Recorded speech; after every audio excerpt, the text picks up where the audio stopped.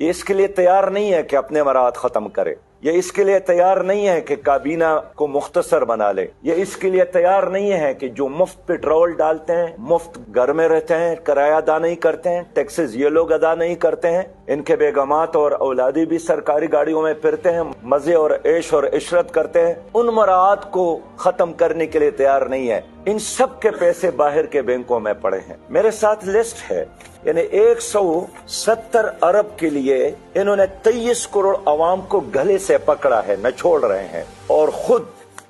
میری اس لسٹ کے مطابق جو ان کے ذاتی اکاؤنٹ ہے، صرف 18 افراد ایسے ہیں جن کے بینک اکاؤنٹ میں 4000 ارب سے زیادہ سرمایہ پڑا ہے، 4000 ارب سے۔ اس میں زرداری صاحب ہے، بلاول صاحب ہے، نواز شریف صاحب ہے، شہباز شریف صاحب ہے، عمران خان صاحب ہے، عمر ایوب صاحب ہے، اعظم سواتی صاحب ہے، مراد علی شاہ صاحب ہے، چودھری پرویز الہی صاحب ہے، پرویز خٹک صاحب ہے، شاہ محمود قریشی صاحب ہے، محمد اسحاق ڈار صاحب ہے، اسد عمر صاحب ہے، شوکت ترین صاحب ہے، مفتاح اسماعیل صاحب ہے، حفیظ شیخ صاحب ہے، ڈاکٹر اشرت حسین صاحب ہے، عبدالرزاق داؤد صاحب ہے۔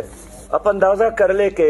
سابق جرنیلوں کے اکاؤنٹ میں پرویز مشرف صاحب رحلت پر مار گئے 2 ارب سے زیادہ، اشفاق کیانی صاحب 4 ارب سے زیادہ، راحیل شریف صاحب 4 ارب سے زیادہ، قمر جاوید صاحب 12 ارب سے زیادہ، ہمارے جو کاروباری حضرات ہیں، ہاشوانی صاحب 4 ارب، محمد منشا صاحب 4 ارب پاکستانی نہیں 4 ارب ڈالر، محمد منشا 2.8 ارب ڈالر، ملک ریاض صاحب 1.5 ارب ڈالر۔ علی ھذا القیاس اگر یہ لوگ اپنے اثاثے کا زکوٰۃ بھی قومی خزانے اور بیت المال میں جمع کرے تو ہماری قوم پر مزید ٹیکسز لگانے کا، ڈالنے کا، مسلط کرنے کی کوئی ضرورت نہیں ہے، لیکن یہ قوم کے لیے قربانی دینے کے لیے بالکل تیار نہیں ہے۔ جناب وزیر اعظم صاحب نے اپریشیٹ کیا اس پاکستانی کو جس نے 3 کروڑ جمع کیے ہیں متاثرین زلزلہ ترکیہ کے لیے، تو یہ وردگان نے اپنے سارے اثاثے قربان کیے، لیکن کیا یہ بتا سکتے ہیں کہ انہوں نے بھی کوئی 1 روپیہ دیا ہو؟